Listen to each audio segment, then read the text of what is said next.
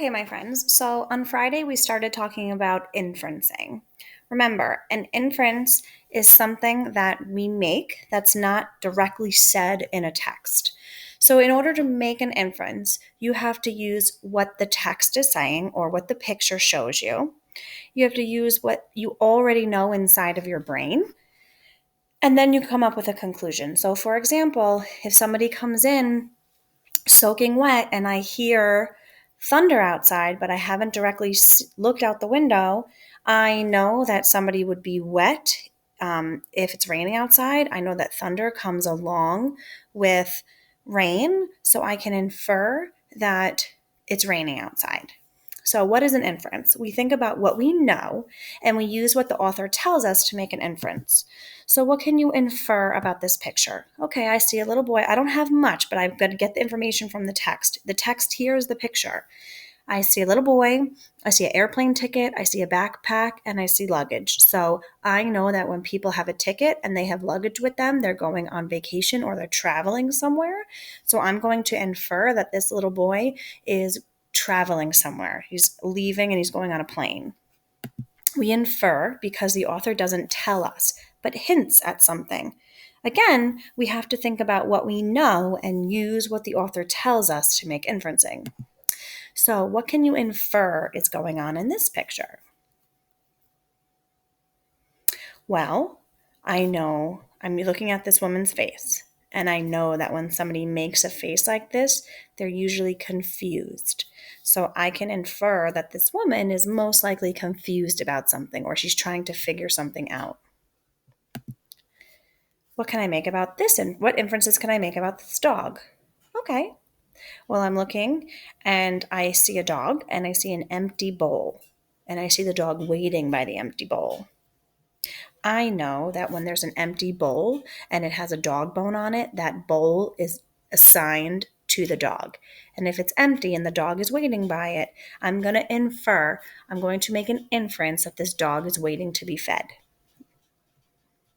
Let's look at this one. Okay, I see some sort of cheetah and it looks like it's out in the woods and it kind of looks like it's lurking. And I know that when a cheetah tries to get its prey, it kind of lurks. It kind of waits in the sidelines and then pounces.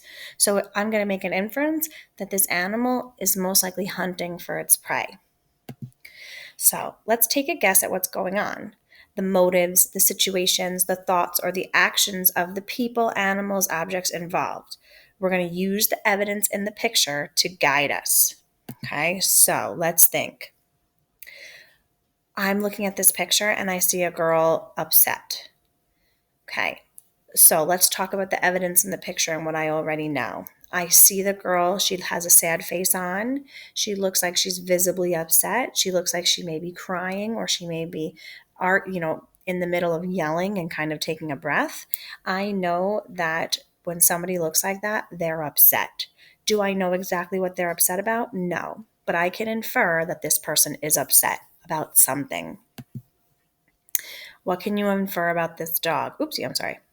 Well, I see that the dog has some sort of toy. It looks like a soccer ball, but it looks like it's deflated. Okay. Now I know that when dogs get a ball, right? First of all, soccer balls are usually inflated and they're used outside. And I know that sometimes when a dog gets a ball that they're not supposed to get or a toy that they're not supposed to get, they destroy it. How do I know that? Well, I've experienced that before in my life. So I'm going to infer that this dog has destroyed this ball of his owner's. Finally, what can I infer is going on in this picture? Well, I see flowers.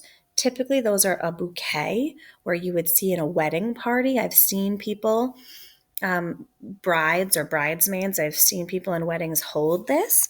It's on a nice table or it kind of looks like a bed. This may be where the bride is getting ready and the photographer is taking pictures. So I know that somebody must be getting married here. Now, did any of these inferences, were they stated in the pictures? No. I'm using what I see in the picture, and then I'm using what I already know the information that's inside of my brain, my schema, in order to come up with a conclusion. So what I would like you to do is, as you continue, I want you to look at slides 11 through 19. And I want you to think about, can you make an inference? You don't have to write it down. You're just going to think, well, what do I see in the picture? What do I already know in my brain? And what do I think is going on? And then what you're going to do is you are going to go to your exit ticket. So your exit ticket, you're going to kind of get the same type of information. Okay, you're going to put your name in. You're going to, what can you infer from this picture? You're going to get a couple of pictures and what can I infer? And then you're going to have a short little paragraph. What can you infer?